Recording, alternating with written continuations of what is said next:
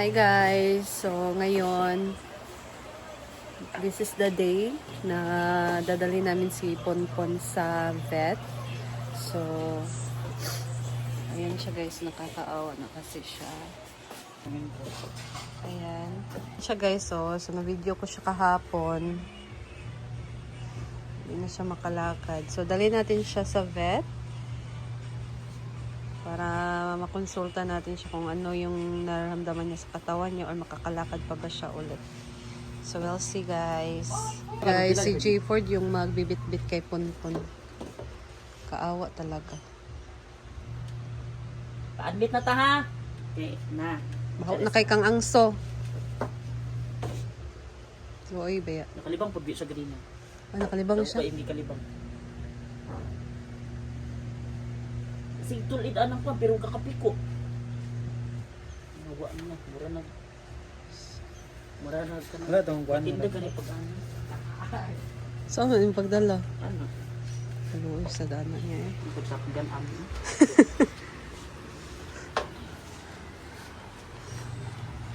Hello is sad. Kaya tara na, let's go na. So ilang buwan, parang isang buwan na kasi ganyan si Ponpon guys. So, nami ihatod nga pasyente. Let's go. Malapit na naman yung vet dito. Pero sana open sila ngayon.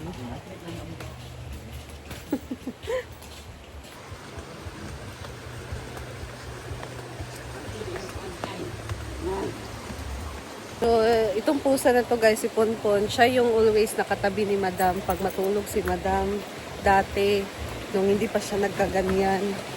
Na-worry nga si Madam dito sa kanya kasi bigla na lang siyang na hindi makatayo. Parang nawala yung ganang kumain, ganun guys ba. So, until na ganyan na siya kasi tuming ibang aso, naaway din siya minsan. So, we'll see na lang kung ano yung ganap doon sa vet. Let's go. So, sinili mo mag-drive. Ay, makalakaw pa na. Mara pa rin palangga kayo. Ugan.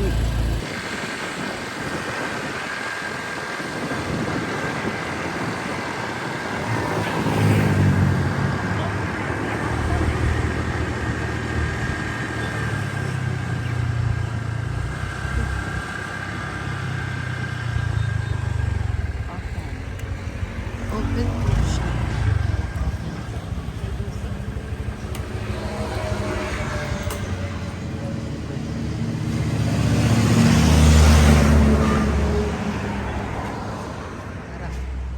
Sayan. Pwede ra ba mag-vlog sa sulod? Pwede ra mag-vlog?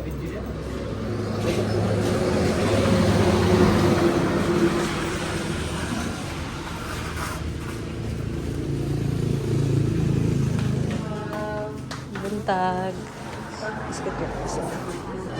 Bawal ang video sa loob guys. Basta muna kami din. So, check, nandun pa sila sa loob si Ponpon. Check pa nila kung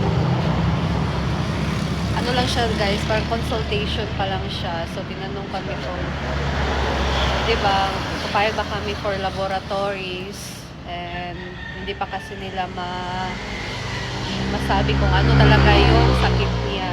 So, we're waiting lang. Mga ano na din kami dito. Naghintay pa kami guys, parang matagal pa. So, hopefully, okay lang siya kasi kung sa ano lang kasi guys, hindi lang talaga siya makatayo. Tapos, wala naman siyang ibang nararamdaman na pagsusuka, sipon, ubo, parang ganun sa mga animals. Wala naman. Si J Ford sabi niya, wala namang ganun. Hindi lang siya makatayo. Hindi siya, syringe lang siya ni J Ford kapag kainan na, napakain siya. So, ano kaya yung resulta ng ano ngayon, check-up ni Ponpon. We'll see guys.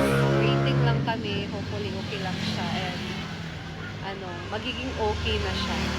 Kakalakad siya ulit, hopefully. So, we'll see guys.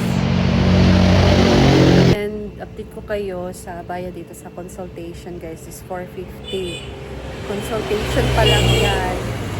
Hindi pa kasali dyan yung laboratories. So, yung laboratories daw, ngayon naman aabot siya ng almost 1K for laboratories lang po yan. So, hindi pa kasama dyan yung gamot. At, hindi ko alam kung ano pa yung gagawin nila. So, hindi pa dyan kasama, guys. So, mahal. Mahal talaga magpa-vet. So, hopefully, kung ano man yung resulta, worth it din sa ibabayad natin, guys. Diba? So, stay tuned lang muna. Yun, guys. We're here na... Ay, ginawa ko.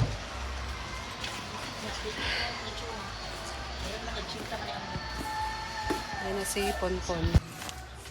So, na-inject siya, guys. May in-inject sa kanya. Dupalite inject. Para at least man daw may maano sa kanyang katawan kasi dehydrated na siya, guys. Dala na nga walang kain, walang inom ng tubig. So, dehydrated na siya. And then, mahuhulog na siya into anemia. So, andito na yung... Si Jeepard daw ito ikuan. Si Jeepard ang ipa-explain ko nito, guys, ha. Bakit ako? So, ito yung nabayaran namin sa vet, 2,850. Professional fee is 450. Picalysis, 300. Three-way test, 1,550. 250 Dupalite inject, and deworm is 300. And Ford, i-explain mo muna, Ford. So, eto siya. Siya kasi ang for mommy. Sa Wala eto si nga po madam. pala. Sa etong 2,850 ay, eto lang po yung kanina, yung laboratory kanina na ginawa sa kanya. Tapos yung pinainom at saka in-inject sa kanya. So, nagkakahalaga siya ng 2,850. So, kung kung kumuha kami ng mga medications niya, so, aabot siya ng 4,000 plus. Yes. So, kaya, kakausapin mo muna namin si Ate. si ate, kung kung mag-a-agree ba siya. And ito na din yung mga, Gamot.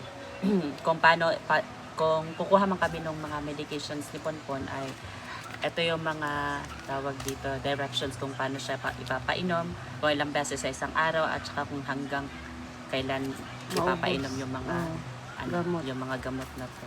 May niresita And sa so, kanya. eto na din yung mga, pagkatapos ng lab sa kanya, ito yung mga nakita. Ayan, guys. May mga nag-negative naman, pero yun talaga, ang isa talaga nag-aano sa kanya, yung sa internal niya. Dahil nga daw sa, kung bakit naging ganyan si Ponpon, dahil nga daw, di namin siya napansin na siya, nagsusuka or nagtatae, di lang namin siya napansin. So, yun yung naging unang dahilan daw bakit siya naging ganyan, naging cause. So, eto din. O yan. So, yan yung result ng laboratory, guys. Negative dito. So, kung kung ipapa-admit namin si Ponpon, my God, kung ikaw isang normal lang na tao, hindi mo talaga makakaya yun. So, hindi ko na lang sasabihin kung magkano kasi napakamahal talaga. So, antayin na lang namin si ate kung anong maging desisyon niya.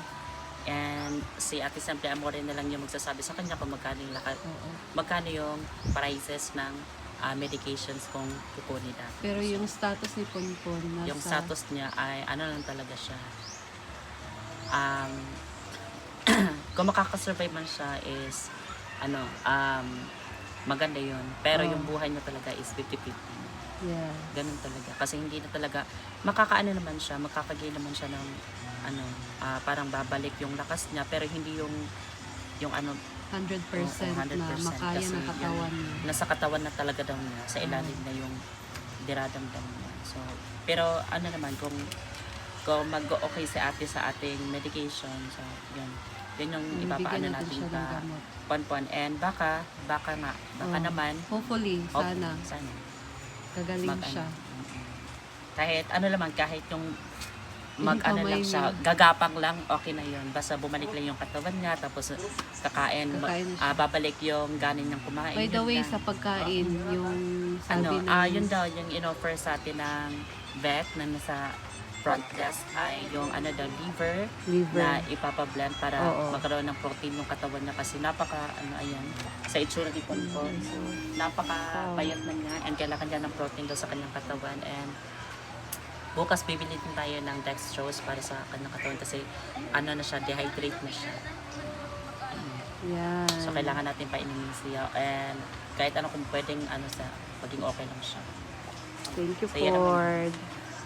So, ayan na guys. Na-explain na ni J. Ford and hopefully masurvive ni Ponpon. Yun lang talaga. Yung katawan lang niya yung magsasabi kung kakayanin niya pag meron ng gamot na ipapainom sa kanya. So, hopefully makaya ng katawan niya guys and babalik na sa normal.